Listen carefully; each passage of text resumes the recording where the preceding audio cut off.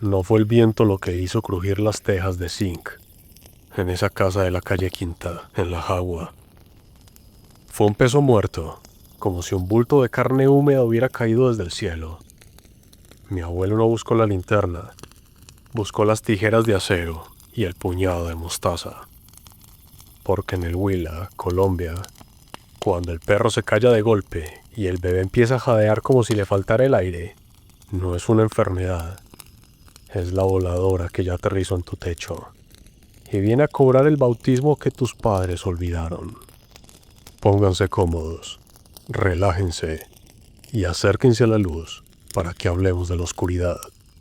Soy el Cuentacuentos.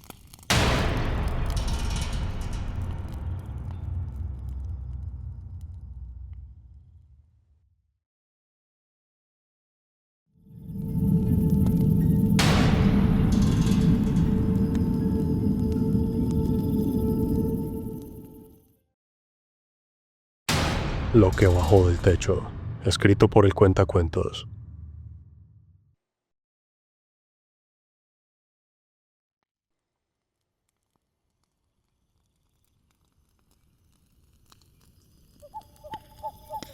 Yo tenía 12 años cuando aprendí que el silencio en el Huila no es paz, sino miedo.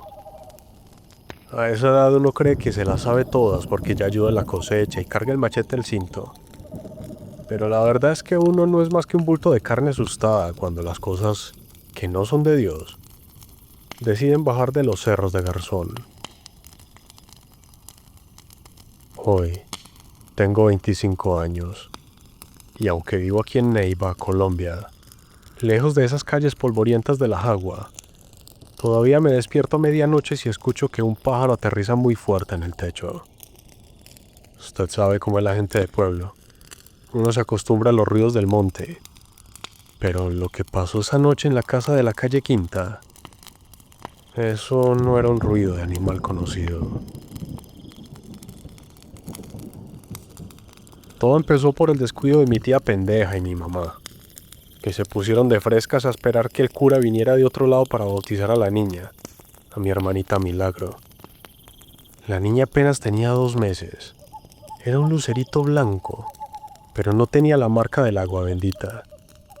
Mi abuelo, don Filemón, él se los dijo. En este pueblo las paredes tienen ojos y las voladoras huelen la leche virgen a leguas. Pero no le hicieron caso. Decían que eran puros cuentos de viejo chocho. Esa noche, el calor estaba pesado, de ese que se le pega a uno a la camisa y no lo deja respirar. Mi papá estaba trabajando en los cafetales del otro lado del río, así que nos quedamos solos con el abuelo. Jairo, traiga el canasto de la mostaza y póngalo junto a la puerta, me dijo el abuelo Filemón mientras afilaba unas tijeras viejas de sastre. Tenía la cara seria, como si estuviera oliendo una tormenta que nadie más veía. ¿Para qué, abuelo? Si todavía falta mucho para la siembra, le pregunté yo, limpiándome el sudor. Usted no pregunte y haga caso, muchacho. Y vaya y dígale a su mamá que cierre bien las alcobas. Esta noche, el perro de los Artunduaga no ha dejado de aullar hacia el cerro. Y eso es porque algo viene bajando por el aire. A eso de las 11 de la noche, el mundo se quedó mudo. No se oía ni un grillo, ni una rana en el zanjón, nada. Solo respirar cortito de Milagro en su cuna. Yo me había quedado medio dormido en un poltrón de cuero en la sala, con el abuelo sentado al frente, sin prender ni una vela. Él decía que la luz atrae a los bichos, a los de afuera y a los del más allá. De repente, un golpe seco. No fue un golpe de rama, su merced. Fue como si hubieran tirado un costal de papas mojado contra las tejas de zinc. La casa entera vibró. Yo me puse de pie de un brinco, con el corazón queriéndome saltar por la garganta. Ya llegaron, susurró el abuelo, y en la oscuridad vi cómo brillaba el acero de las tijeras que tenía en la mano. En ese momento, Milagro empezó a llorar, pero no era un llanto de hambre o de pañal sucio. Era un chillido de terror, como si sintiera que unos ojos la estaban atravesando desde el techo. Y entonces lo sentimos. El olor. Un tufo de azufre, a gallinazo muerto y a humedad de río podrido empezó a colarse por las rendijas de las ventanas. Jairo, la mostaza, rápido. Me gritó el abuelo mientras corría hacia la alcoba donde estaba mi hermanita. Yo agarré el puñado de granos, pero las manos me temblaban tanto que la mitad se me cayó al suelo. Escuché un rasguño largo, lento, como si unas uñas de hierro estuvieran pelando el zinc del techo, justo encima de nosotros. El abuelo pateó la puerta de la alcoba y lo que vimos ahí, Ave María Purísima, todavía lo veo cuando cierro los ojos. La ventana, que mi mamá juraba haber cerrado con tranca, estaba abierta de par en par. La cortina de ruán se agitaba con un viento helado que no pertenecía a esa noche de calor. Y allí, agachada sobre el borde de la cuna, había una cosa. No era una mujer, aunque tenía forma de gente. Estaba encuerada, con la piel de un color grisáceo, como si fuera ceniza pegada con saliva. No tenía pelo, sino una costra negra en la cabeza. Sus hombros eran picudos y se le notaba todos los huesos de la espalda. Lo más horrible eran las manos, largas, sin uñas, pero con las puntas de los dedos negras de tanto rascar tierra y lápidas. La cosa esa volteó la cara y nos vio. No tenía ojos, solo dos huecos negros que supuraban un agua clarita. Y entonces soltó un silbido, un sonido que me dolió en los oídos y me dejó las piernas de trapo.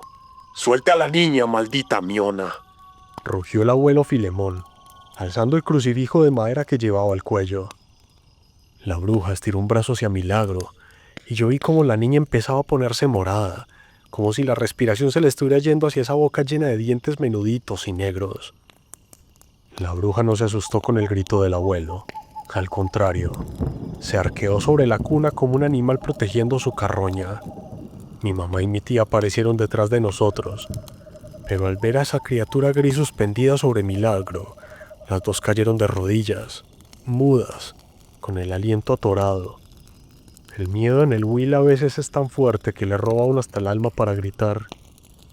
Jairo, el puñado de mostaza a los pies de la cuna. Ahora mismo, carajo. Me bramó el abuelo sin quitarle los ojos a la bruja. Yo me arrastré por el piso, sintiendo el frío que emanaba de aquella cosa. Las rodillas me raspaban contra las baldosas viejas de la alcoba. La bruja soltó un gruñido, un sonido que parecía el de un cuero viejo estirándose hasta romperse. Estiró una mano hacia mí y alcancé a verle los dedos. Eran puro hueso forrado en una piel traslúcida que dejaba ver unas venas negras, como raíces de café podrido. Lancé la mostaza. Los granos repicaron contra el piso de madera, y pasó lo que el abuelo sabía. La naturaleza de esos bichos es la curiosidad y el orden. La bruja, que ya tenía los dedos rozando la carita de mi hermana, se detuvo en seco. Sus ojos huecos se fijaron en las semillas regadas. Empezó a bajar de la cuna, moviéndose con una agilidad como si fuera una araña, bajando a los pies largos y nudosos hasta tocar el suelo. Milagro, sálgase de aquí, llévese a la niña. Susurró el abuelo Filemón, metiéndose entre la bruja y la cuna. Mi mamá, reaccionando por puro instinto de leona, gateó hasta la cuna, agarró el bultico blanco que era mi hermana y salió volada de la pieza. La bruja ni la miró, estaba hipnotizada, contando los granos de mostaza con sus dedos largos. 1, 2, 3. Parecía decir el movimiento de sus garras, pero el abuelo sabía que eso no duraba mucho. Jairo, no se mueva del marco de la puerta. Si intenta salir, usted le tira el resto del canasto, me ordenó. El abuelo entonces hizo algo que no se me olvida. Abrió las tijeras de sastre de par en par, formando una cruz perfecta, y las puso en el suelo, justo en el umbral que daba al patio. Luego se sacó la camisa. Tenía el pecho curtido por el sol y los años, lleno de cicatrices de cuando trabajaba en la molienda. Empezó a rezar, pero no eran los rezos de la iglesia que nos enseñaba el cura en las fiestas de San Pedro. Eran unas palabras enredadas, una mezcla de latín mal hablado con lengua de indio. Por la virtud de la sal y el acero, por el agua que no probaste y la luz que no te dio, yo te ato, voladora. Aquí te quedas hasta que el sol te queme las entrañas. Decía el viejo con una voz que no parecía la de él, sino una voz profunda que hacía vibrar las paredes. La bruja de pronto reaccionó. Se dio cuenta de que le habían quitado el premio. Se enderezó y ahora se veía más grande, más alta. Sus costillas se inflaban y desinflaban como una fragua. Soltó un chillido que rompió el vidrio de la cómoda y se lanzó contra el abuelo. Yo cerré los ojos esperando ver al abuelo destrozado, pero escuché un golpe seco. Cuando abrí los ojos, la bruja estaba revolcándose en el piso, quemándose. No había fuego, pero de donde el abuelo la había tocado con el crucifijo de madera, salía un humo blanco que olía a carne chamuscada. ¡Salga de la casa, Jairo! ¡Váyase al patio con las mujeres! Me gritó el viejo mientras forcejeaba con el bicho. Salí corriendo al patio empedrado. Allí, bajo la luz de la luna que parecía de hueso, mi mamá mecía milagros. Mi tía estaba echando sal en un círculo alrededor de ellas. En el pueblo dicen que la sal es como una pared para aquellas que vienen de la jagua. Pero lo peor no era lo que pasaba adentro. Lo peor fue cuando miré afuera, hacia arriba. En las tejas de las casas vecinas, sentadas en cuclillas como buitres esperando el despojo, habían otras 3. Estaban silbando, llamando a la que estaba adentro. Sus silbidos se mezclaban con el viento que bajaba del cerro. Y por un momento sentí que todo el pueblo estaba sitiado. Que esa noche, las voladoras habían decidido que la jagua era su comedor. ¡Abuelo! ¡Hay más en el techo! Grité con el alma rota. Escuché un estruendo de madera rota dentro de la casa. La bruja de adentro había logrado tumbar al abuelo y buscaba la salida.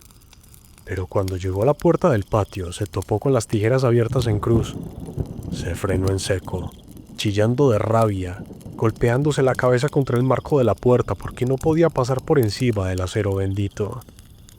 Fue entonces cuando el abuelo Filemón salió entre las sombras de la sala, sangrando por un brazo, pero con una mirada que daba más miedo que la misma bruja. Traía en la mano un frasco de vidrio lleno de una mezcla de azufre y orina de hombre fuerte. Abran paso, que esta noche una se queda para que nos diga quiénes son las otras, rugió el abuelo. Pero justo cuando iba a lanzar el frasco, una de las brujas del techo se lanzó en picada hacia el patio, directo hacia donde estaba mi hermanita. Ese fue el momento en que el tiempo se volvió chicha espesa. La bruja que bajó del techo no cayó como un pájaro, cayó como una piedra de molino. Yo vi esa sombra gris cruzando la luz de la luna, con las garras estiradas hacia el bultico blanco que mi mamá apretaba contra el pecho. Mi mamá no se movió, se quedó de piedra, esperando el zarpazo. Pero mi abuelo Filemón era más rápido que el mismo diablo. En lugar de tirarle el frasco a la que tenía encerrada, se giró y lo lanzó contra la que venía en el aire. El vidrio estalló contra el pecho de la bruja y ese líquido de azufre y orina la bañó por completo. El alarido que soltó esa cosa no fue de este mundo. Fue como si 1000 cerdos chillaran al tiempo mientras los degüellan. La bruja cayó al suelo del patio retorciéndose, y donde el líquido le tocaba la piel, la carne se le ponía negra y le salían burbujas. Las otras 2 que estaban en el techo, al ver a su hermana caída, soltaron un silbido de rabia y salieron volando hacia el lado del río Magdalena, perdiéndose entre los matorrales. ¡Traiga la luz, Jairo! ¡Tráigala ya! Me mandó el abuelo mientras se sentaba encima de la bruja que se revolcaba en el patio. Yo entré a la cocina como un rayo y saqué un hachón de cebo que teníamos para las emergencias.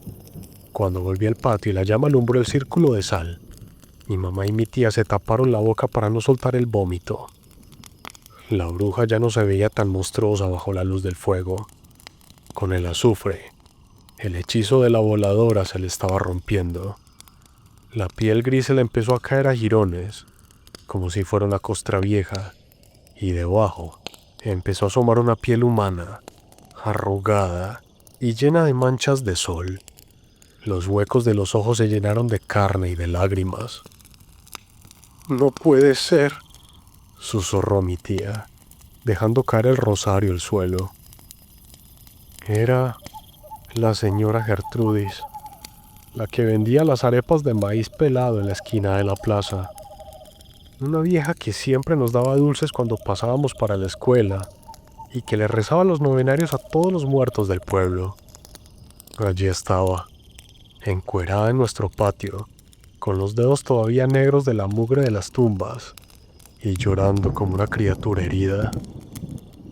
¿Por qué, Gertrudis? Le preguntó el abuelo apretándole el cuello con una mano. Usted que cargó a este muchacho cuando era un recién nacido, ¿por qué se quería llevar a la niña? La vieja lo miró con unos ojos amarillos, llenos de una malicia que ninguna oración podía limpiar. La sangre de leche, Filemón, dijo con una voz que parecía el roce de dos piedras. El patrón nos la pide para no llevarnos a nosotras. Si no le entregamos un alma sin bautizar antes de la medianoche de San Juan, él nos cobra con nuestra propia carne. Ya me falta poco para hacer aire, Filemón. Solo una más, solo una. El abuelo no dijo nada. Se puso de pie y la miró con una lástima que me dio más escalofríos que el mismo asedio. Váyase de aquí, Gertrudis. Váyase antes de que me olvide que fuimos vecinos. Pero sepa que mañana, cuando el sol despunte, todo el pueblo va a saber quién es la que vuela sobre sus techos. La vieja se levantó como pudo, con los huesos crujiéndole en cada movimiento. No caminó hacia la puerta. Se arrastró por la pared del patio con una fuerza que no era de este mundo y saltó al techo. La vimos perderse en la oscuridad, dejando un rastro de olor a quemado que tardó semanas en quitarse de la casa. Al día siguiente, cuando fuimos a buscarla a su casita cerca del río, no encontramos a nadie. La casa estaba abierta, con las arepas todavía puestas en el budare, pero se habían vuelto carbón.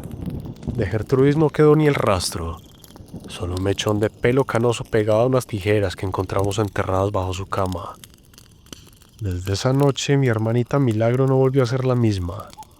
Se salvó, sí, pero creció con una mirada perdida, como si una parte de sus pensamientos se hubiera quedado con esos dedos negros que casi la tocan. Y yo me volví un hombre que no cree en cuentos, sino en realidades. Sé que en la Jagua la gente sigue diciendo que son mitos para asustar a los niños pendejos, pero yo sé la verdad. Yo estuve ahí. Yo olí el azufre. Y por eso, ahora que tengo mi propio hijo, no esperé ni un día. Apenas nació, lo llevé a la iglesia de Garzón y le pedí al cura que le echara el agua bendita, así fuera medianoche, porque las voladoras no se han ido. Están allí, agazapadas en los cerros, esperando a que el pueblo se modernice, a que la gente deje de creer y a que los abuelos como don Filemón se mueran, para volver a bajar por las tejas de zinc a cobrar lo que el patrón les pide. Usted no me crea si no quiere, pero si una noche el perro se le calla de golpe y siente que el techo cruje como si le tiraran un bulto de sal, no busque el celular, busque las tijeras de acero y rece lo que sepa, porque ellas tienen mucha hambre y la memoria muy larga.